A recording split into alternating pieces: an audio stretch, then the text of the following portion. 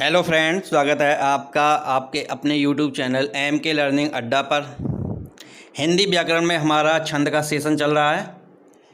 पिछली वीडियो में हमने छंद एवं उसके अंग के बारे में आपके लिए विस्तार पूर्वक जानकारी दी और आज की इस वीडियो में हम विभिन्न प्रकार के छंदों की उदाहरण सहित व्याख्या करने वाले हैं। आज का सेशन आपके लिए बहुत ही महत्वपूर्ण रहने वाला है। यहाँ से बहुत ही अच्छे टॉपिक मिलेंगे आपके लिए, जहाँ से प्रश्न बनते हैं।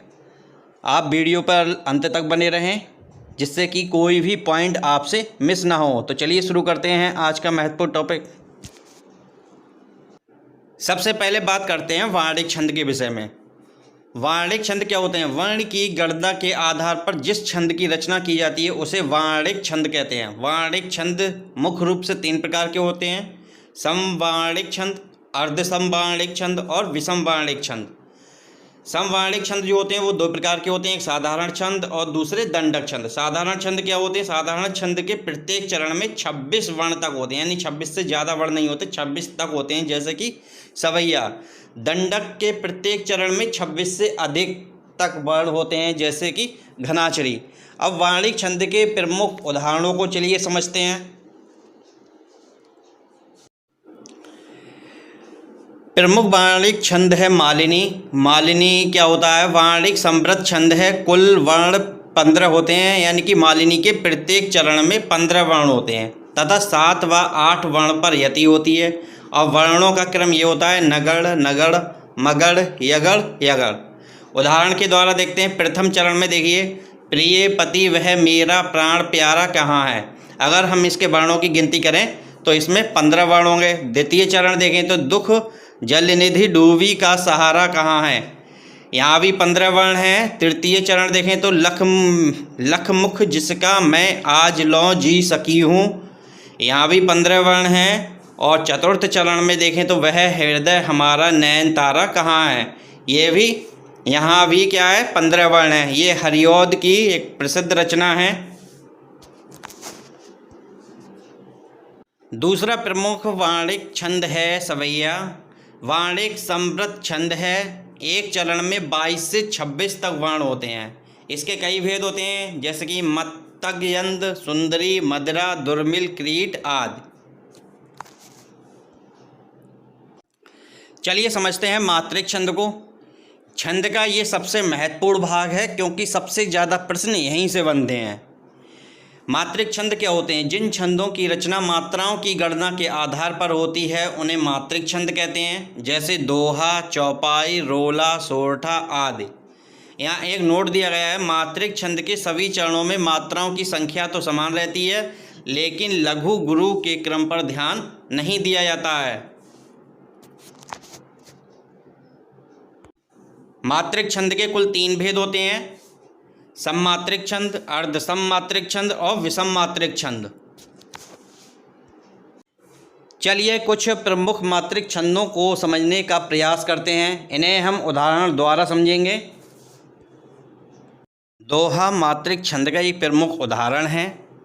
इसमें 4 चरण होते हैं जो 2 पंक्तियों में लिखे जाते हैं और इसकी प्रत्येक पंक्ति को दल कहते हैं। इसके प्रथम और तृतीय चरण में 13 मात्राएं और द्वितीय और चतुर्थ चरण में 11 मात्राएं होती हैं। उदाहरण देखें इसका तो श्री गुर चरण सरोज रच, ये पहला चरण है। निज मन मुकुर सुधार, ये दूसरा चरण है। बरनऊ रघुवर विमल जस, ये तीसरा चरण। और जोदायक फलचार, ये चौथा चरण है। इसमें अगर हम मात्राएं देखें तो पहले और तीसरे चरण में यानी 13 मात्राएं होंगी और द्वितीय और चतुर्थ चरण में 11 मात्राएं होंगी। दूसरा उदाहरण देखते हैं। नैन सलोने अधर मधु, कहू रहीम घटिकौन, मीठो भावे लोन पर अरु पर मीठो लोन। रहमन पानी राख ये बिन पानी सब सून, पानी गए न उबरे मोती मानस चून। अगर हम इनकी मात्राओं की गिनती लगाएं तो पहले और तीसरे चरण में 13 मात्राएं होंगी और द्वितीय और चतुर्थ चरण में 11 मात्राएं होंगी। सोरठा, ये मात्रिक छंद का दूसरा प्रमुख उदाहरण है। ये दोहा का बिल्कुल उल्टा या विपरीत होता है। ये मात्रिक अर्धसम छंद है। इसके प्रथम तथा तृतीय चरण में 11 मात्राएं होती हैं, द्वितीय और चतुर्थ चरण में 13 मात्राएं होती हैं। दोहा का उल्टा इसलिए है क्योंकि दोहा में प्रथम और तृतीय चरण में 13 मात्राएं होती थी, लेकिन यहाँ पर 11 मात्राएं हैं। द्वितीय और चतुर्थ चरण में यहाँ 13 मात्राएं, जबकि दोहा में 11 मात्राएं होती थी। तुक प्रथम और तृतीय चरण में भी होती है, जैसे जिहि सुमृत सिद्धि होई गणनायक करिवर वदन करहु अनुग्रह सोई बुद्धि राशि शुभ गुण सदन। यहाँ देखें तो प्रथम और तृतीय चरण में 11 मात्राएं होंगी और द्वितीय और चतुर्थ चरण में 13 मात्राएं होंगी। दूसरा उदाहरण देखें, कुंद इंदु सम दे उमा रमन करुणायतन जाहि दीन पर ने करहु कृपा मर्दनमयन। चौपाई ये एक मात्रिक छंद है। इसमें 4 चरण होते हैं। प्रत्येक चरण में 16 मात्राएं होती हैं। पहले चरण की तुक दूसरे चरण से तथा तीसरे चरण की तुक चौथे चरण से मिलती है। प्रत्येक चरण के अंत में यति होती है।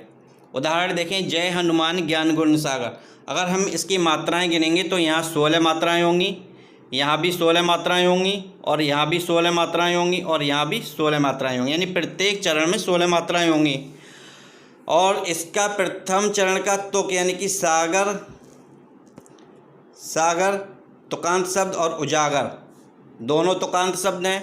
और तीसरा ये देखें, तीसरे चरण में धामा और नामा ये दोनों तुकांत शब्द हैं, यानी कि प्रथम चरण की तुक जो है वो दूसरे चरण से मिल रही है और तीसरे चरण की तुक जो है वो चौथे चरण से मिल रही है। रोला ये मात्रिक समछंद है जिसके प्रत्येक चरण में 16 मात्राएं होती हैं तथा 11 और 13 पर यति होती है। प्रत्येक चरण के अंत में 2 गुरुवर्ण या 2 लघुवर्ण होते हैं। 2 चरणों के अंत में तुक आवश्यक है, जैसे नित्य नव लीला ललित ठान गोलोक अजर में रमत राधिका संग रास रस रंग रुचिर में। इसके अगर हम प्रत्येक चरण की मात्राओं की बात करें तो प्रत्येक चरण में 24 मात्राएं होंगी।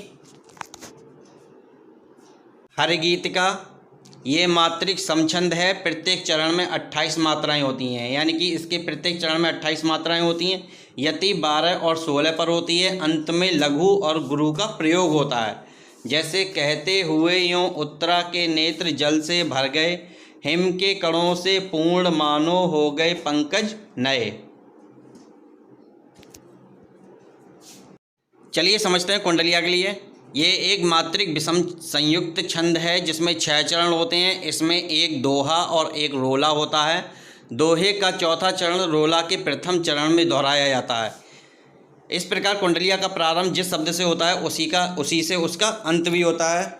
यहाँ हम देखेंगे, साईं अपने ब्रात को कबू न दीजिए त्रास, पलक दूर नहीं कीजिए सदा रखिए पास, सदा रखिए पास। यहाँ ध्यान देने वाली बात है कि दोहे का जो चौथा चरण है वो रोला के प्रथम चरण में दोहराया गया है। यहाँ सदा रखिए पास, सदा रखिए पास।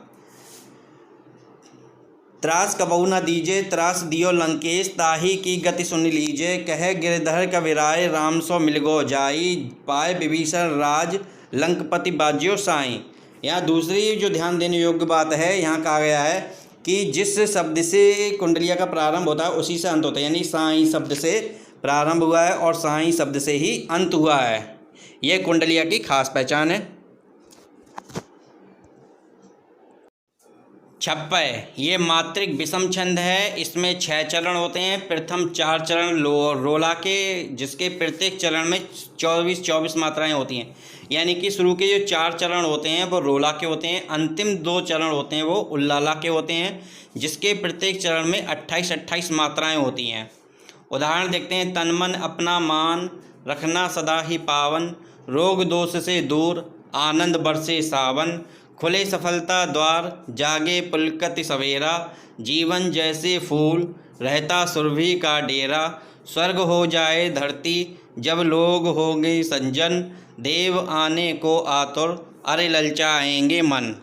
यहाँ हम देखेंगे कि इसके जो प्रथम जो 4 चरण हैं वो रोला के हैं, जहाँ 24 मात्राएं हैं। अंतिम 2 चरण उल्लाला के हैं, जहाँ पर 28 मात्राएं होती हैं। छप्पे जो होता है वो 2 चरणों का मेल होता है, रोला और उल्लाला का।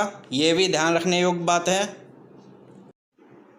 बरवै ये एक मात्रिक छंद है जिसमें भी 4 चरण होते हैं। इसके विषम चरण में, यानी कि पहले और तीसरे चरण में 12 मात्राएं और सम यानी कि द्वितीय और चतुर्थ चरण में 7 मात्राएं होती हैं। सम चरणों के अंत में जगड़ यानी कि लघु दीर्घ लघु होता है, यानी ये मात्राएं होती हैं। और ये कहा गया है ये बहुत सुंदर छंद है, किंतु आधुनिक कविता में इसका प्रयोग बहुत कम हो गया है। अब इसका उदाहरण समझते हैं। आग लाग गरु बर गाय, यानी कि ये पहला चरण है, इसमें 12 मात्राएं होंगी। कि अति भल कीन, यहाँ पर कितनी मात्राएं होंगी? 7 मात्राएं होंगी। साजन हाथ घैलनाए, यहाँ 12 मात्राएं होंगी। भरभर दीन, यहाँ 7 मात्राएं होंगी। छंद का जो तीसरा प्रमुख भेद या तीसरा प्रमुख प्रकार है वो है मुक्त छंद। जिस विषम छंद में वर्णिक या मात्रिक प्रतिबंध ना हो, ना प्रत्येक चरण में वर्णों की संख्या और क्रम समान हो और मात्राओं की कोई निश्चित व्यवस्था हो, तथा जिसमें नाद और ताल के आधार पर पंक्तियों में लय लाकर उन्हें गतिशील करने का आग्रह हो, वह मुक्त छंद कहलाता है। निराला जी की जो कविता है जूही की कली, ये मुक्त छंद का एक प्रमुख उदाहरण है।